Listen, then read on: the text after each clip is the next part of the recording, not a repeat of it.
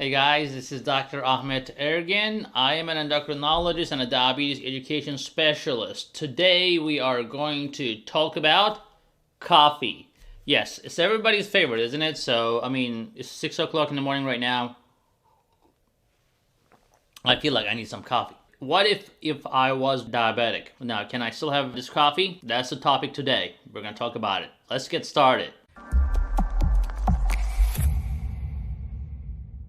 Okay, guys, the coffee is a very controversial topic. Actually, I did a lot of research on that, scientific articles, and looked at all the research that was done for the coffee and diabetics. It's interesting that how coffee can affect different people differently. Let's talk about first non-diabetics. So if you don't have diabetes, actually studies show that the coffee will reduce the risk of diabetes. Can you believe that? And they refer to, some antioxidants in it and so forth. Although they're not super clear why it does that, but definitely in the long term, chronic exposure to coffee help reduce the risk of diabetes in the long term, as has been clearly defined in studies. Now, why some of my patients will still tell me that their blood sugar goes up after coffee, and does it happen to everybody? Let's talk about the physiology behind it. So why would coffee increase your blood sugar at all? So basically, if you remember from the previous video that we talked about why is my fasting blood sugar high, you can look into that video, the link below, if you want to know more about it. But one of the things we talk about there is dawn phenomenon, where your body starts secreting more of a norepinephrine, cortisol, and growth hormone after 4 or 5 o'clock in the morning, like before you wake up. So your body is trying to get you ready for the day, trying to get you more energy and stuff like that. So basically, that's your body's preparation for you to wake up. But at the same time, a lot of people will realize that their blood sugar actually keep rising after they wake up, even if they do not eat or drink anything. That is the dawn phenomenon. Now, the point I'm trying to make here is when you get up and get a cup of coffee, coffee does the same thing. It will increase your norepinephrine, cortisol levels, and it's gonna be against your insulin. You may be on insulin right now, or you may not be on insulin. Regardless, your body has to have some insulin in your system. So whatever the insulin is in your system, that coffee will make the job of the insulin more difficult. So as a result, your blood sugar may actually spike after coffee. Now, does coffee only do that, or the sugar in the coffee and the creamer is the responsible? Well, as we discussed, the caffeine is the main ingredient. 1 cup of coffee will give you 100 milligrams of caffeine, which is great and okay. Up to 400 milligrams of coffee or caffeine a day is okay. But then, definitely the 100 milligrams of caffeine can be enough to spike your blood sugar due to the hormonal changes. Now, does that happen to everybody? Well, not necessarily. So think like alcohol or any other medication that everybody responds to it differently, right? And that depends on how fast you metabolize or process that food. So basically, the same thing applies to coffee. If you're a fast metabolizer, your body will be able to tolerate more, and it's not gonna spike your blood sugar as much, because as you drink it, your body will be processing it, so it's not going to be a big problem.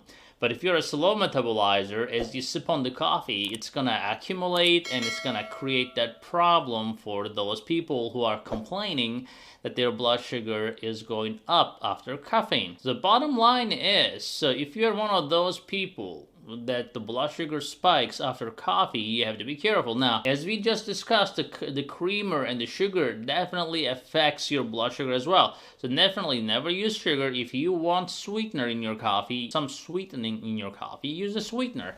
It's okay, not as long as you're not using it excessively, and as long as you're not compensating by eating a cookie with it and so forth.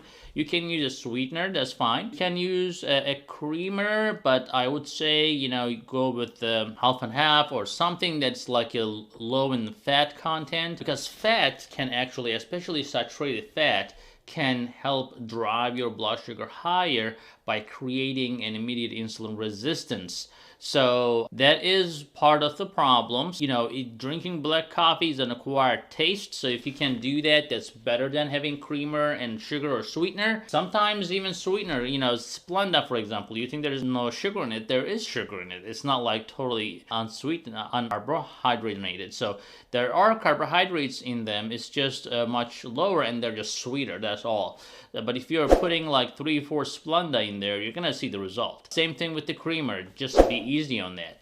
And then if you're drinking black coffee, you can check it before and after. If your blood sugar spikes after black coffee, that means that you're one of those slow metabolizers. So maybe you may want to have a decaf coffee in the morning, or something like a little bit smaller portion of a coffee, or just do something to counteract the problem. So what is the counteract the problem? If you say, oh, you know what, doc, you know, whatever you say, I'm not giving up on my coffee. Fine, just take a walk in the morning, you know, as you're drinking your coffee. That exercise will help you burn the sugar and will help your insulin. Remember, insulin by itself, if you're leaving your insulin alone to do the job, like if you're just drinking coffee and laying down and watching news, insulin is on its own, it's gonna be helpless. But if you take a walk, or if you are on a medication, that's okay too. Like I have a lot of type 1 patients and I tell them, look, I see your blood sugar, I see on your Dexcom or your Freestyle Libre very clearly, especially, you know, when you wear a continuous monitoring device like that, you know, you can see how blood sugar goes like this, and then I'm like, what are you eating for breakfast? They're like, just coffee.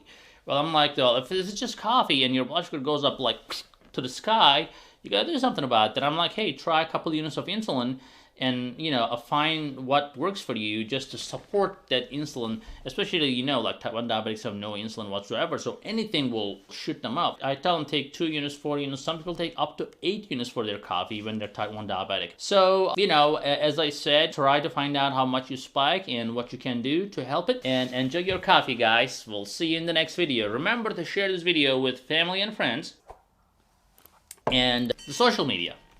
All right? Talk to you later.